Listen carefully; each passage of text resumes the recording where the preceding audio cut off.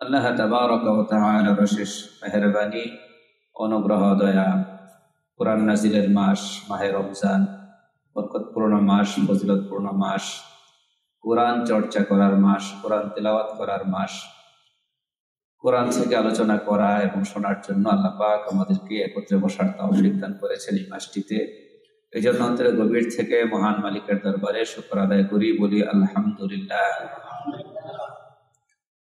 সূরা মারিয়াম থেকে শুরুর দিকে কয়েকটি আয়াত তেলাওয়াত করেছি। ইনশাআল্লাহ আমাদের আলোচনা ধারাবাহিকভাবে চলতে থাকবে। প্রথম যে আয়াত, কাফ হা ইয়া আইন সাদ, এখানে 5টি হরফ রয়েছে। এই আয়াতের মধ্যে যে হরফগুলো এসেছে এর সুনির্দিষ্ট কোনো অর্থ আমাদের জানা নেই, কোনো তাফসীরের কিতাবের মধ্যে এর অর্থ লেখা হয়নি। উদ্দেশ্য কি, এই হরফগুলোর দ্বারা উদ্দেশ্য কি, কেবলমাত্র আল্লাহ পাক জানেন। আমাদের জন্য জানা আবশ্যক না।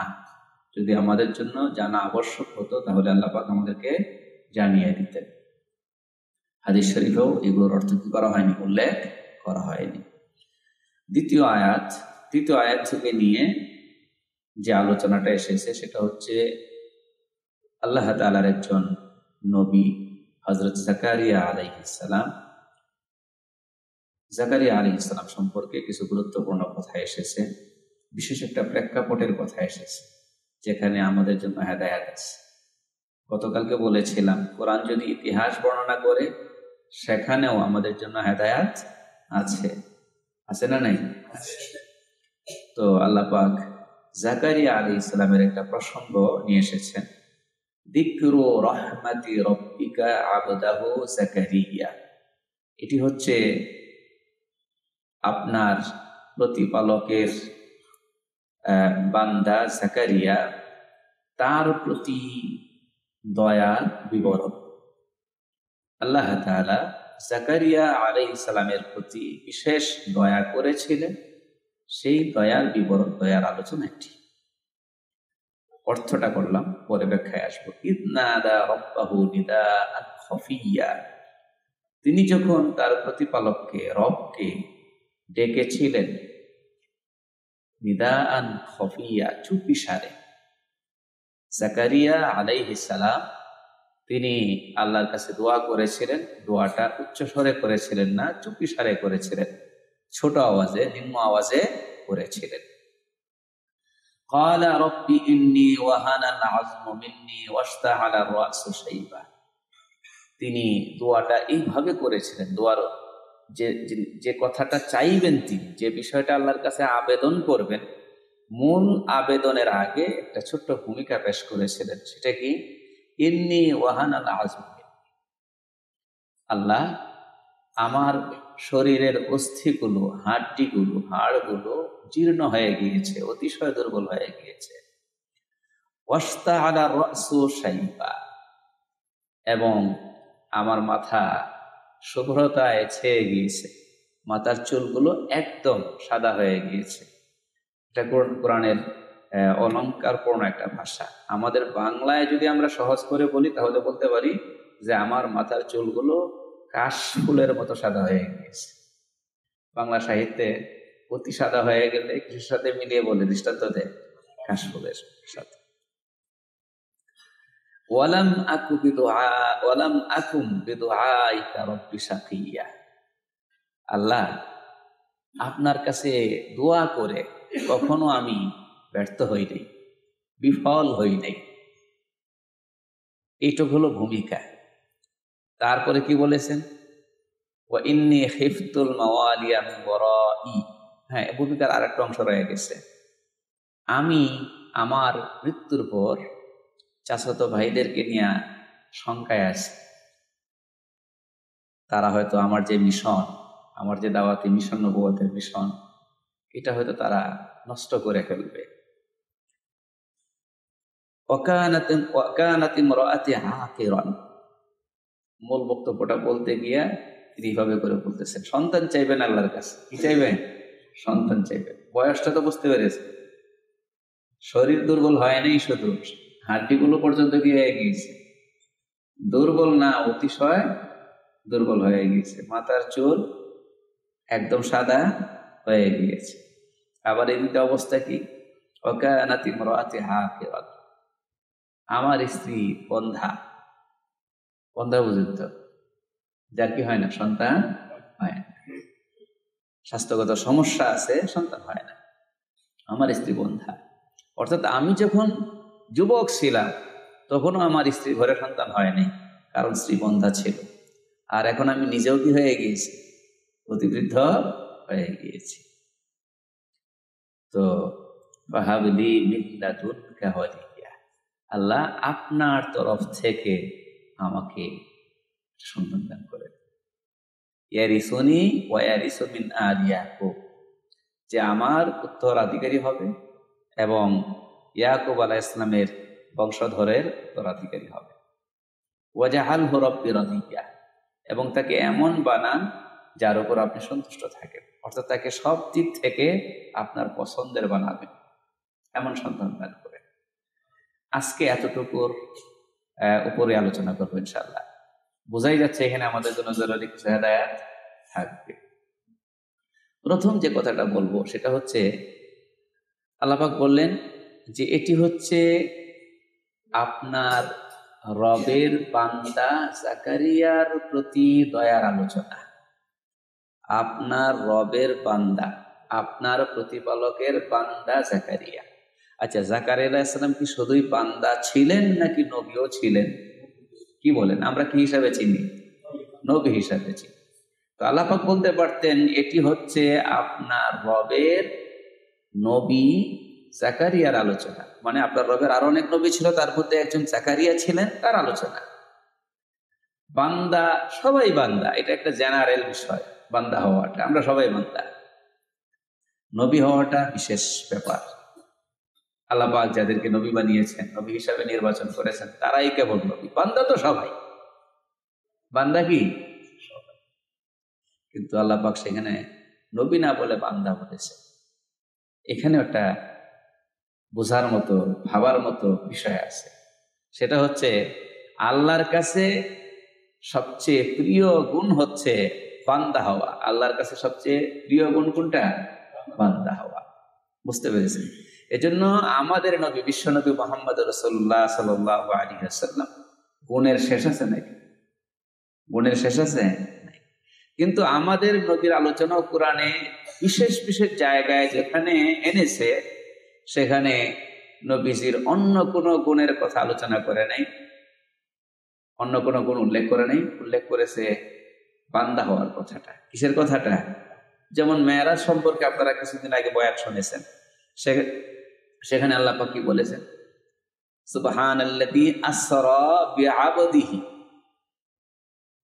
সুবহানাল্লাযী আসরা বিআবদিহি, বিনবিহি বলেন নাই, বিহাবিবিহি বলেন নাই, বলছেন বিরাসূলিহি বলেন নাই, বিআবদিহি।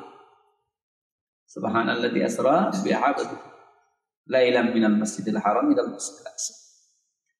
অতি পবিত্র সেই সত্তা যিনি তার বান্দাকে রাত্রবেলায় ভ্রমণ করিয়েছেন, মেরাজ করিয়েছেন। বান্দাকে, বান্দা বলতে মুহাম্মদুর রাসূলুল্লাহ সাল্লাল্লাহু আলাইহি ওয়াসাল্লাম। ফাআওহা ইলা আবদিহি মা আওহা, নিজের বান্দার কাছে সেদিন যা ওহী পাঠানোর তা পাঠিয়েছেন, যা বলার তিনি বলেছেন। তাবারাকাল্লাযী নাযালাল ফুরকানা আলা আবদিহি, অতি বরকতময় সেই সত্তা যিনি ফুরকানকে, কোরআনে কারিমের আরেক নাম ফুরকান, অতি বরকতময় সেই সত্তা যিনি ফুরকান মানে কোরআন নাজিল করেছেন তার বান্দার উপর। বান্দা বলতে কে? মুহাম্মদুর রাসূলুল্লাহ সাল্লাল্লাহু আলাইহি ওয়াসাল্লাম। এরপরে কোরআনের চ্যালেঞ্জ কাফেরদের উদ্দেশ্যে করেছে, সেখানেও বলেছে আমার বান্দার উপর যে কোরআন আমি অবতীর্ণ করেছি, আমার বান্দার উপর। তো রাসূল কারীম সাল্লাল্লাহু আলাইহি ওয়াসাল্লামের অনেক গুণ ছিল, গুণবাচক নাম ছিল, সেগুলো উল্লেখ করেন নাই। উল্লেখ করেছেন কোনটা? বান্দা। এখানেও জাকারিয়া আলাইহিস সালাম নবী, সেটা উল্লেখ করে নাই, উল্লেখ করেছেন বান্দা, আপনার রবের বান্দা জাকারিয়া। বুঝতে পেরেছেন? এর মানে নবী হলেও মানুষের উদ্দেশ্যে তিনি নবী, নবী হলেও কাদের উদ্দেশ্যে? আল্লাহর পাঠানো নবী। কাদের উদ্দেশ্যে? মানুষের উদ্দেশ্যে। নবুয়তের দায়িত্ব পালন করবেন কাদের সঙ্গে? এই ব্যাপারটা মানুষের সঙ্গে। নবুয়তের দায়িত্ব পালনের ব্যাপারটা কাদের সঙ্গে? মানুষের সঙ্গে। আর বান্দা মানে বন্দিগি যিনি করেন, এই বন্দিগির সম্পর্কটা কার সাথে? আরে বলেন না, বন্দিগির সম্পর্কটা মায়ের সন্তান যদি অনেক বড় হয়, ডাক্তার হয়েছে, তারপর আবার নির্বাচন করে মন্ত্রী হয়েছে, এমপি হয়েছে, অনেক টাকা পয়সা দান করে, এই হিসাবে দানবীর হিসাবে তার একটা স্বীকৃতি আছে, সমাজের সেবা করে সমাজ সেবক হিসাবে একটা স্বীকৃতি আছে, অনেক কিছু আছে, সবগুলো বাইরের মানুষের সাথে সম্পর্ক রাখে। মায়ের সঙ্গে যখন একত্রিত হয়, মা দেখবেন সন্তান হিসাবে আমার এই সন্তানটা কোন পর্যায়ে আছে। এত কিছুর পরেও আমার সঙ্গে, আমি মা, আমার সঙ্গে যখন আসে, সন্তান হয়ে আসে নাকি ডাক্তার হয়ে আসে? সন্তান হয়ে আসে না মন্ত্রী হয়ে আসে? আমার কাছে যখন আসে সন্তান হয়ে আসে নাকি আরো কি হয়ে আসে? মা দেখবেন কোনটা? আরে বলেন না, সন্তান সুলভ আচরণের ক্ষেত্রে সে কয় নাম্বারে আছে? মায়ের যদি আরো 3টা সন্তান থাকে, গ্রামের কৃষকও থাকে, বুঝতে পেরেছেন নাকি? গ্রামের বাজারে ব্যবসা করে এমন সন্তানও থাকে। আর এই লোকটা যদি সন্তান হিসাবে বেশি একটা ভালো না হয়, তাহলে 3 নাম্বারে চলে যাবে। ঠিক কিনা কথা? মায়ের কাছে কয় নাম্বারে চলে যাবে? 3 নাম্বারে চলে যাবে। সন্তান হিসাবে যে মায়ের কাছে বেশি আসতে পারবে, মায়ের সঙ্গে মিশতে পারবে, মায়ের কাছে তারই মূল্যায়ন বেশি, তারই দাম বেশি। তো আল্লাহ পাক এটা দেখেন যে তুমি যদি দামি হতে চাও, আমার কাছে দামি হইতে চাও, তাহলে এই পরীক্ষায় উত্তীর্ণ হও। বান্দা হিসাবে তুমি কোন পর্যায়ে আসো, বন্দেগীর লাইনে কোন পর্যায়ে আসো। এই জন্য আমাদের নবী মুহাম্মদ রাসূলুল্লাহ সাল্লাল্লাহু আলাইহি ওয়াসাল্লামকে আল্লাহ পাক বলেছেন, ফাইদা ফারাগতা ফানসাব ওয়া ইলা রাব্বিকা ফারগাব। নবুয়তের দায়িত্ব আপনি পালন করবেন, আপনাকে সর্বশ্রেষ্ঠ নবী বানিয়েছে। নবুয়তের দায়িত্ব আপনার আছে, অনেক দায়িত্ব আছে, সব পালন করবেন। কিন্তু যখনই অবসর হবেন, ফাইদা ফারাগতা ফানসাব, নামাজে দাঁড়িয়ে যান। ওয়া ইলা রাব্বিকা ফারগাব, আপনি আপনার রবের প্রতি মনোনিবেশ করেন। এটা আরেক জায়গা, এটা আসল জায়গা, এখানে আসে। কথা বুঝতে পারছি? তাহলে আমরা যে যে পর্যায়ে আছি, আমাদের অনেক পরিচয় আছে নাকি? এখানে যারা আছি আমাদের অনেক পরিচয় আছে, অনেকে অনেক জায়গায় ভালো প্রতিষ্ঠিত। আল্লাহর কাছে এগুলোর কোনো কি নেই, দাম। আর বলেন না, কে কোন পদে চাকরি করেন, আপনার অধীনে কত লোক চাকরি করে, কত লোক আপনার কথায় উঠে আর বসে, এই সমস্ত বিষয়ের হিসাব কিতাব কি আল্লাহর কাছে আছে নাকি? নাই। আল্লাহর কাছে আপনার আমার দাম কোনটা? বান্দা কোন পর্যায়ের হইতে পারছি, বন্দেগী কোন পর্যায়ের, এইটা আমাদের বুঝতে হবে। আল্লাহর কাছে দামি হওয়ার উপায় একটাই। এই জন্য মসজিদে আসলে মন্ত্রী আর মন্ত্রী থাকে না, থাকে নাকি? কথা বলেন। মন্ত্রীও ঢুকছে, ড্রাইভারও ঢুকছে, মন্ত্রীও ঢুকছে, ড্রাইভারও ঢুকছে। এখন ড্রাইভার যদি ঘটনাক্রমে আগের কাতারে জায়গায় পাইছে, সামনের কাতারে ঢুকে গেছে, আর মন্ত্রী সাহেব ঠিক কোন বরাবর?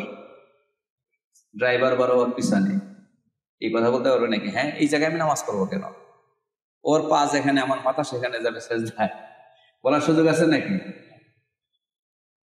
আর ড্রাইভারও বুঝে যে এটা মসজিদ, এখানে উনিও বান্দা আমিও বান্দা, ওনার লেভেল আমার লেভেলও ঠিক না কথা?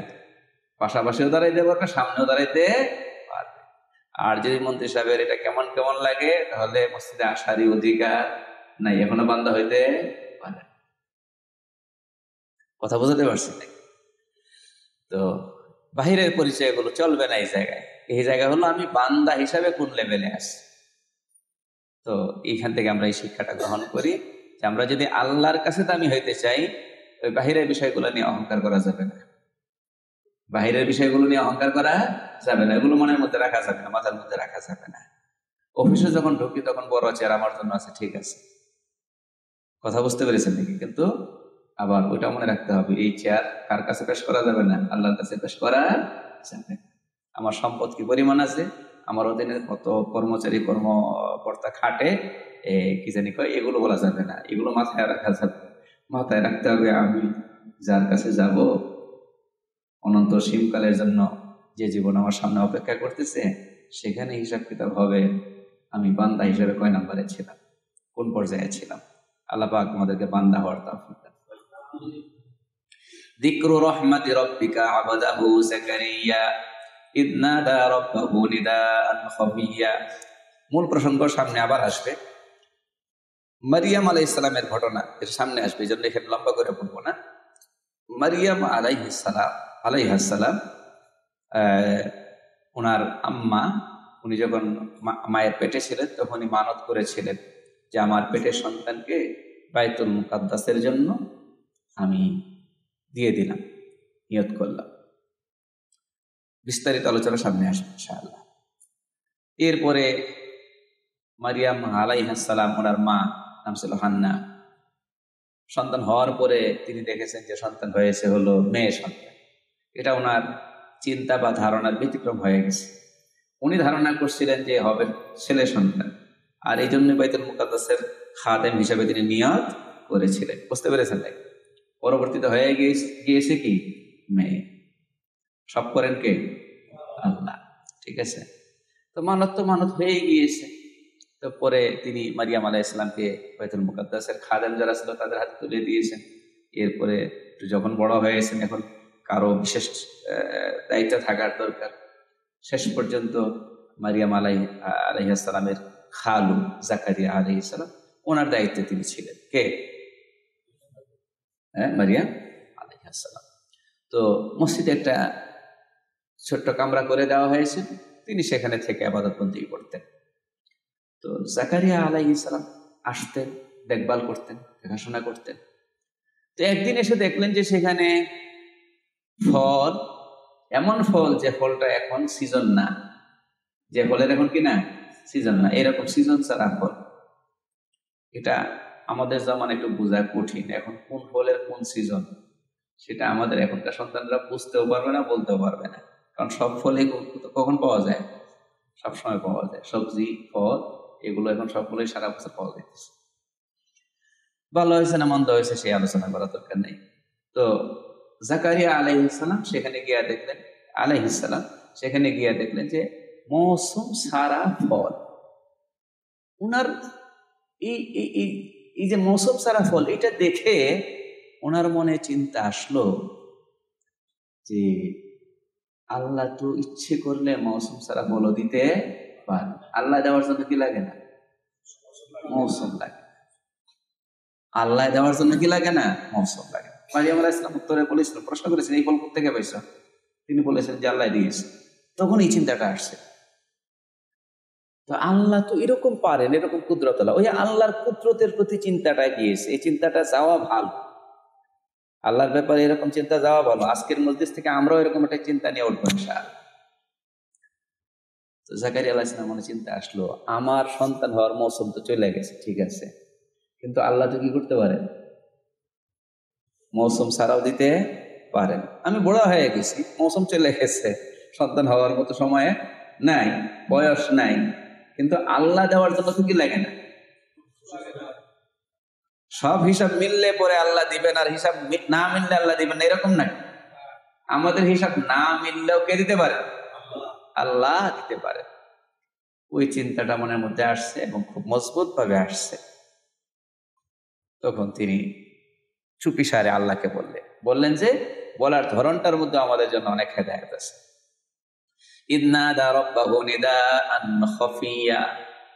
যখন তিনি তার রবকে ডাকলেন নিদাআন খাফিয়া, চুপিসারে, তাহলে বোঝা গেল আসল দোয়া কোনটা? যেটা যিনি করেন তিনি জানেন, আর যার উদ্দেশ্যে করেন তিনিই জানেন। এই দোয়াটা হচ্ছে আসল দোয়া। কোনটা? যে দোয়াটা চুপিসারে হবে, যার কাছে করা হচ্ছে তিনিই জানেন, আর যে করে তিনি জানেন। এই দুইজনের মধ্যে সীমাবদ্ধ, এটা আসল দোয়া। আমরা আজকাল দোয়াও করি না। অনেকের দোয়া ইমাম সাহেব যে দোয়া করে এই পর্যন্ত শেষ। ইমাম সাহেব আস্তে করে না জোরে করে? ইমাম সাহেবই তো করলো, আপনি করলেন কোত্থেকে? আপনার মনে কি বলার মতো কিছু নাই? না আপনার মনে সব কথা ইমাম সাহেব বলতে পারে? এই যে দোয়ার ক্ষেত্রে আমরা ইমাম নির্ভর হয়ে গেছি, এটা আমাদের বানানো জিনিস। দোয়ার ক্ষেত্রে কি হয়ে গেছে মুসলমান? আরে বলেন না, ইমাম নির্ভর হয়ে গেছে না, অনেক এলাকায় কবর জিয়ারত করতে গেলে ইমাম নিয়ে যায়, একজনকে ইমাম বানায় যে দোয়া করে দেয়। রাসূল সাল্লাল্লাহু আলাইহি ওয়াসাল্লামের যুগে কি এটা ছিল নাকি? সাহাবায়ে কেরামের যুগে এরকম ছিল যে একজন যাইতো, তারপরে একজন জোরে জোরে জোরে দোয়া করতো, সবাই আমিন আমিন বলতো কবরস্থানে, ছিল নাকি এগুলো? সম্মিলিত মুনাজাত মানে অনেক মানুষ একসঙ্গে হয়ে মুনাজাত করা, একজন করবেন বাকিরা আমিন বলবেন, এটা প্রমাণিত হাদিস, এতটুকুই আছে। কিন্তু আমাদের যুগে যতটা ব্যাপকভাবে আছে এটা কিন্তু রাসূল সাল্লাল্লাহু আলাইহি ওয়াসাল্লামের যুগে ছিল না। সবাই ব্যক্তিগতভাবে দোয়া করতেন এবং এটাকে গুরুত্ব দিতেন। কথা বুঝতে পেরেছেন নাকি? কারণ আমরা সবকিছু বানাই ফেলাইছি সমৃদ্ধ সব জায়গায়, এবং এইটা বানাই ফেলেছি মূল দোয়া। এর বাইরে দোয়া করা শিখতে হবে। আমার কথা আমি বলবো, আমার মতো করে বলবো, আমার কথা আমি বলবো এবং আমার মতো করে বলবো। কিরকম করে বলবো এটা এখান থেকে শিখবো। যে আমার মতো করে বলছি, যে আমারটা আমি বললে আমার মতো করে বলতে পারবো, আমারটা আর একজনে বললে আমার মতো করে বলতে পারবে।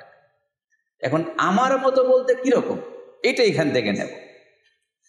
এই যে তিনি প্রথমে কি করলেন, তিনি প্রথমে নিজের দুর্বলতা তুলে ধরলেন, নিজের অসহায়ত্ব তুলে ধরলেন, নিজের অপারগতা তুলে ধরলেন, এবং সেই কথাটাও নিয়ে আসলেন যে আল্লাহ আমার কন্ডিশন এই, তবে আপনি এই কন্ডিশনে কি করতে পারেন, দিতে পারেন। দেখছেন আবেগ, আবেগ, এই আবেগটা কথার মধ্যে ফুটিয়ে তুলেছেন তিনি। রব্বি ইন্নী ওয়াহানা আযমু, আল্লাহ আমার অস্থিগুলো, হাড়গুলো শীর্ণ হয়ে গিয়েছে, অতিশয় দুর্বল হয়ে গিয়েছে। শরীরের জন্য হাড় হলো এটা খুঁটি, কি বলে, শরীরের জন্য হাড্ডিগুলা কি খুঁটি না, এটার উপরে তো শরীরটা আছে। এগুলো পর্যন্ত দুর্বল হয়ে গেছে, শরীরের অবস্থা কি। ওয়াস্তা আলা রাসু শাইবা, মাথার চুল পেকে যাওয়া, এটা হলো বার্ধক্যের লক্ষণ, ঠিক না?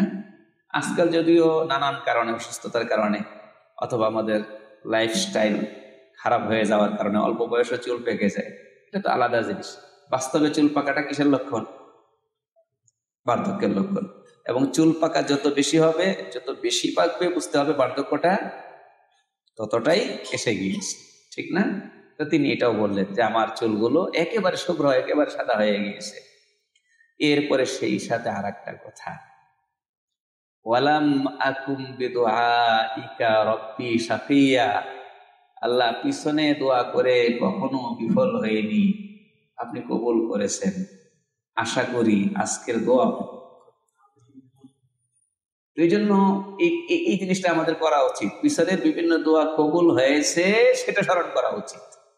আমাদের উল্টা, আমরা তো বিশ্বাস করে বসে থাকি আমার দোয়া কবুল হবে না, আমার দোয়া কবুল হবে না, আমি কি আমার দোয়া কবুল হবে নাকি। এই যে একটা মানসিকতা, এই মানসিকতা এটা শয়তান সৃষ্টি করে। এটা কি সৃষ্টি করে?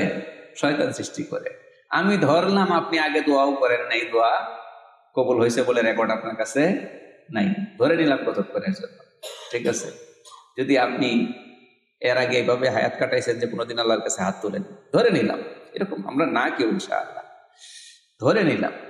তারপরেও আজকে প্রথমবারের মতো দোয়া করতেছেন, আপনার দোয়া কবুল হবে না, এই মানসিকতা সৃষ্টি করা দরকার কি? এই মানসিকতা লালন করার দরকার কি? কোরআন তো বলছে কাফেরের দোয়া আল্লাহ কবুল করেন। কোরআন কি বলছে? কি বলছে? মুশরিকদের দোয়াও কবুল হয় বলে কোরআনে বিবরণ আছে না নাই? আছে। এই যে মুশরিকদের ব্যাপারে কথা আছে, একাধিক জায়গায় আসছে। এরা তো আল্লাহর সঙ্গে অনেক দেবদেবীকে অংশীদার হিসাবে মানে, ওগুলোর পূজা করে।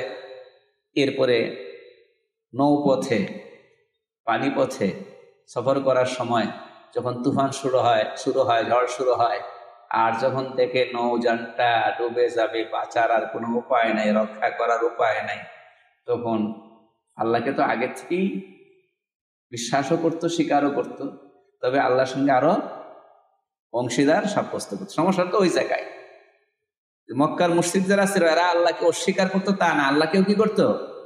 স্বীকার করতো। আল্লাহকেও স্বীকার করতো, সাথে দেব দেবীকে মানত। এটা অনেকে এই জিনিসটা এইভাবে চিন্তা করে না। অনেকেই বলে কি কইছে অমুকরাও তো আল্লাহকে মানে, অমুক ধর্মের লোকেরা তো আল্লাহকে মানে। আরে আল্লাহকে মানা না মানা নিয়ে তো প্রশ্ন না,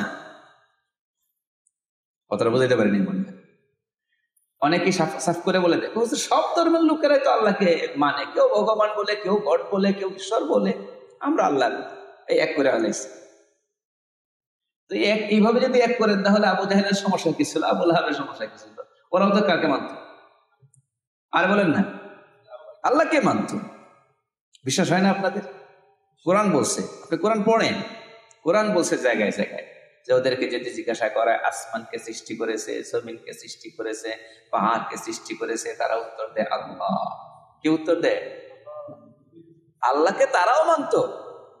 সমস্যা ছিল আল্লাহকে তো মানত, কিন্তু লা শরীক হিসাবে, নাকি শরীকদার হিসাবে, মানে শরীক সহ আল্লাহর সঙ্গে আরো কি আছে? অংশীদার আছে। বুঝতে পেরেছেন নাকি? সমস্যা তো ওইটা।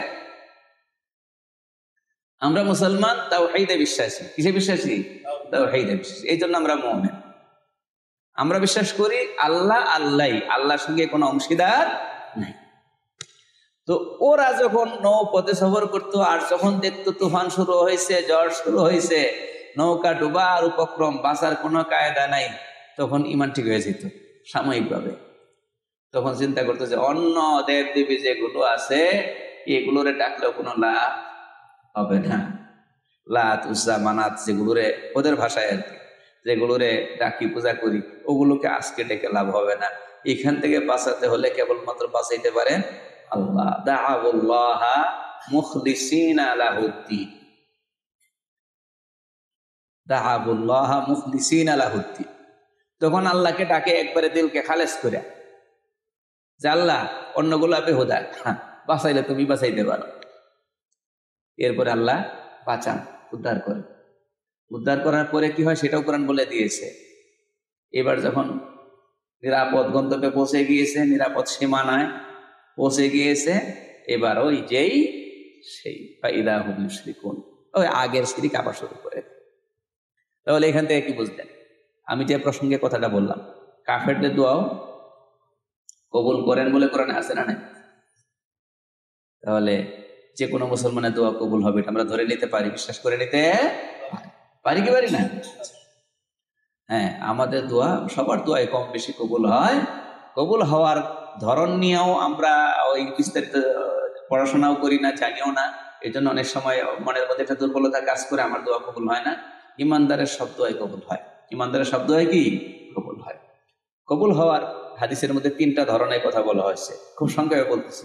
কবুল হওয়া কয়টা ধরনের কথা বলা হয়েছে? 3টা। নাম্বার 1, আপনি যা চেয়েছেন তা পেয়েছেন। যা চেয়েছেন তা পেয়েছেন, এটা হলো কি 1 নাম্বার। আপনার বিশেষ কোনো চাকরির প্রতি দুর্বলতা ছিল, আপনি আল্লাহর কাছে চাইছেন যে এই চাকরিটা যেন হয়ে যায়, ঠিকই হয়ে গিয়েছে। এটা হলো যা চেয়েছেন তা পেয়েছেন, নাকি? আর একটা হলো যা চেয়েছেন তা পাননি, তবে আল্লাহ পাক এই দোয়ার বরকতে অন্য একটা বিপদ দূর করে দিয়েছেন, এটা আপনি টের পাবেন না। এটা কয় নাম্বার? 2 নাম্বার। নাম্বার 3, যা চেয়েছেন তাও পাননি, এই দোয়ার দ্বারা কোনো বিপদ দূর হয়েছে তেমনটাও হয়নি, আল্লাহ পাক এটা রেখে দিয়েছেন। এটা রেখে দিয়েছেন, রিজার্ভ করে রেখেছেন। ওই আমাদের আজকালের ভাষায় বলতে পারি, প্রভিডেন্ট ফান্ড আছেন একটা, প্রভিডেন্ট ফান্ডে কি করে? আপনার স্যালারির, আপনার বেতনের কিছু অংশ কেটে কেটে রেখে দেয়, আপনি পাচ্ছেন না মাস শেষে, এটা রেখে দিচ্ছে। রাখছে না এরকম? আচ্ছা, দেয় কখন? আপনার চাকরির জীবনের সমাপ্তি যখন ঘটবে তখন।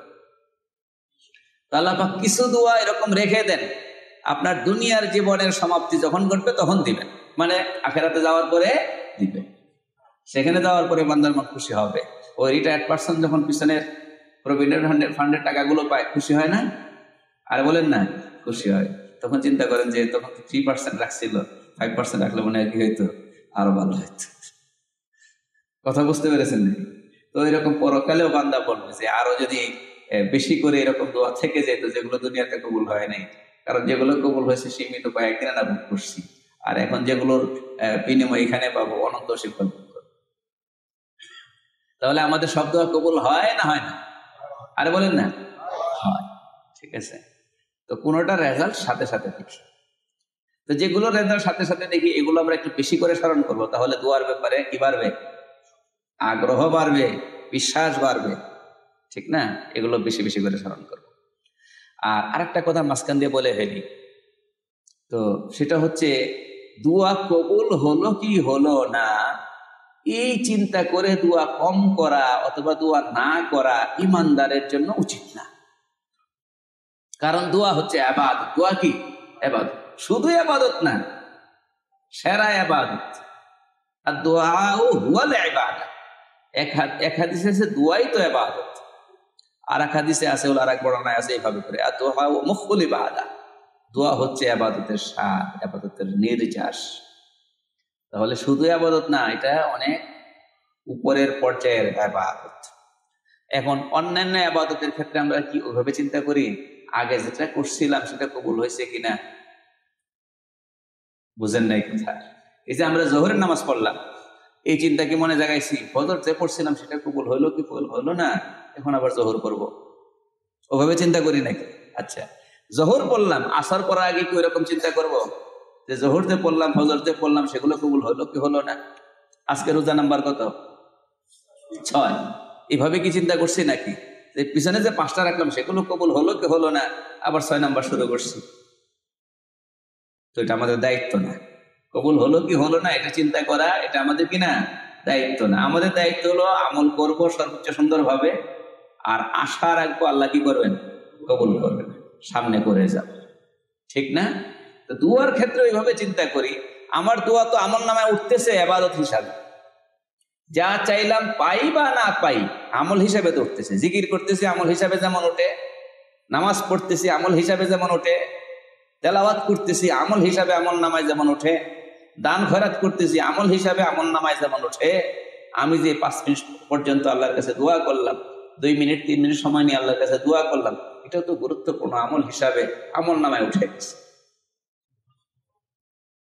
বুঝেন নাই কথা? তাহলে এটা তো আমল, ইবাদত।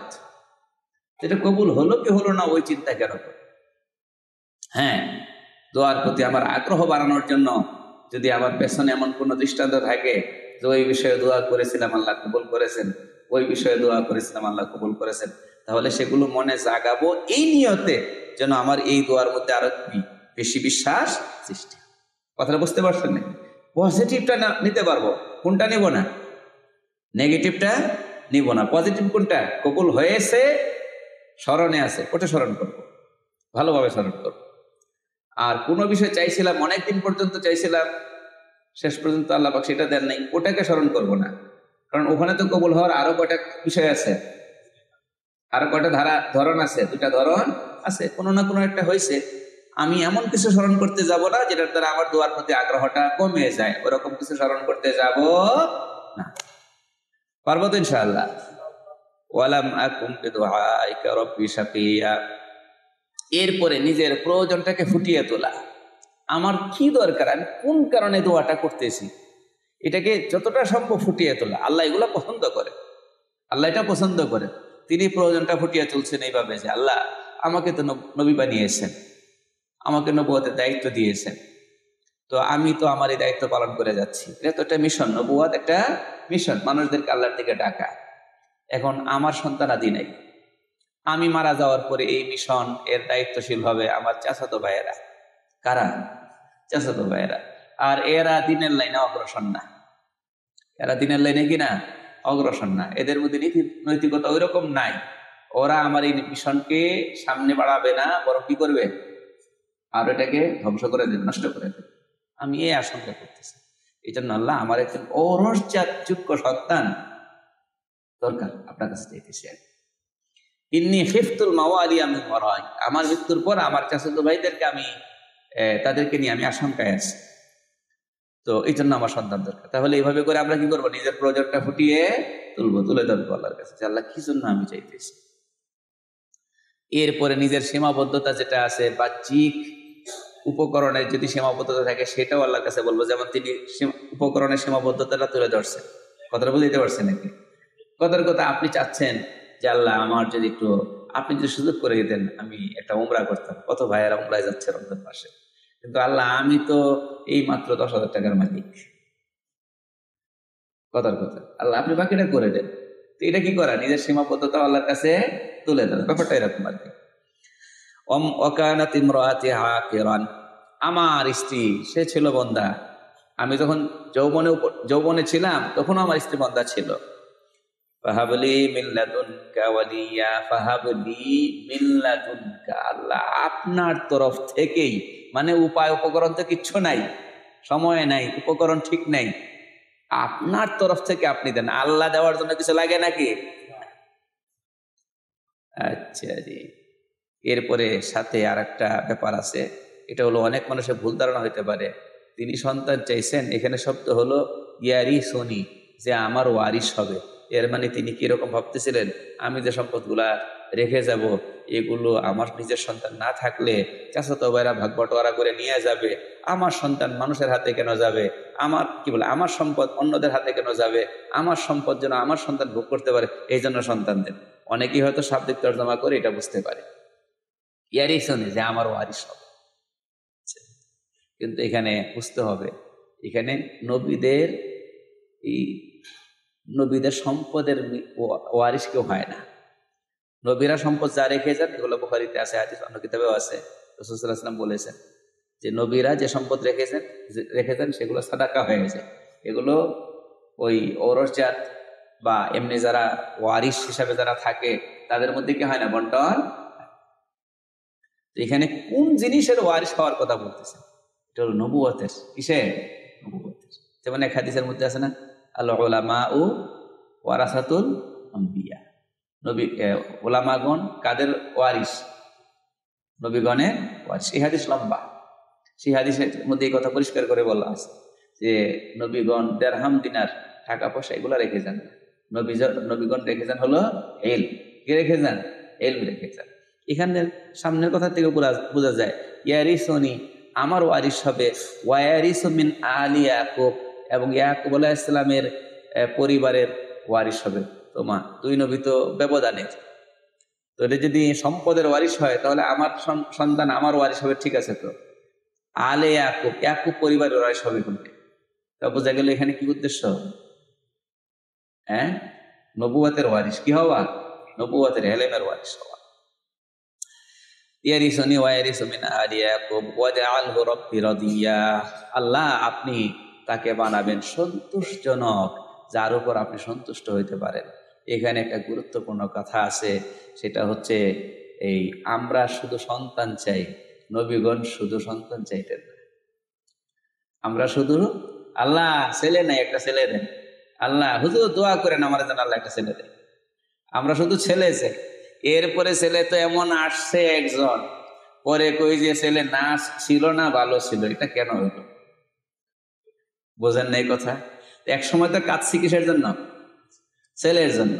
এরপরে 15 বছর 20 বছর যখন ছেলেটার বয়স হলো, ছেলের কর্মকাণ্ডের কারণে এখন দুঃখ করে বলি হারে ছেলে ছিল না, সেটাই ভালো ছিল। হইল বংশের ইজ্জত সুদ্ধা নষ্ট করছে, আছে না নাই? আরে কথা বলেন। তাহলে আমাদের প্রথম চাওয়ার মধ্যে একটু ত্রুটি ছিল, প্রথম চাওয়ার মধ্যে ঠিকই ছিল, ত্রুটি ছিল। আমরা শুধু ছেলে চাইছি, আমরা শুধু মেয়ে চাইছি, অনেকে ছেলে চায় অনেকে মেয়ে চায়। তো ওই বিশেষণ সহকারে চাইতে হয়। নবীদের সুন্নাত হলো শুধু ছেলে না, কেমন ছেলে তোমার দরকার সেটাও বলো। ইব্রাহিম আলাইহিস সালাম যখন দোয়া করছেন কি বলছেন? রব্বি হাবলি মিনাস সালিহিন, আল্লাহ এমন সন্তান দান করেন যে সন্তান নেককারদের অন্তর্ভুক্ত হবে, মানে নেককার সন্তান দান করে। সন্তান না, নেককার সন্তান, ওই যে বিশেষণ সহকারে কোয়ালিটি, সেটা উল্লেখ করতে হবে। আমি কোন কোয়ালিটির সন্তান চাচ্ছি? এখানে জাকারিয়া আলাইহিস সালাম কি বলছেন? এমন সন্তান দেন যে সন্তানের উপর আল্লাহ আপনি সন্তুষ্ট থাকবেন। যে সন্তানের উপর আল্লাহ সন্তুষ্ট থাকে, মা বাবা কি বলেন, ওই সন্তানের কর্মকাণ্ডের উপর মা বাবা সন্তুষ্ট থাকবে না? অবশ্যই সন্তুষ্ট থাকবে। যার উপর আল্লাহ সন্তুষ্ট থাকে এমন সন্তানের উপর অবশ্যই মা বাবাও কি থাকবে? সন্তুষ্ট থাকবে। অর্থাৎ এরকম গুণী সন্তান দান করেন। তাহলে আমরা কি বুঝলাম? আল্লাহর কাছে আমরা শুধু সন্তান চাইবো না গুণী সন্তান চাইবো? আর বলেন না, গুণী সন্তান চাইবো। আর যাদেরকে আল্লাহ পাক সন্তান দিয়ে দিয়েছেন তাদেরকেও গুণী বানানোর জন্য আল্লাহ কাছে দোয়া। এই দোয়া সূরাতুল ফুরকানের মধ্যে আল্লাহ পাক শিখিয়েছে যে সন্তানদের জন্য দোয়া করো ওইভাবে, আল্লাহ পাক যেন তাদেরকে এমন বানায় দেয় দেখলে তোমার চক্ষু শীতল হয়। ঠিক আছে, এই পর্যন্ত জাকারিয়া আলাইহিস সালামের দোয়া করার বিবরণ গেছে। আল্লাহর পক্ষ থেকে কি উত্তর আসছে, কি বলছেন, এটা ইনশাআল্লাহ আমরা আগামীকালকে শুনব। আল্লাহ পাক তৌফিক দান করে।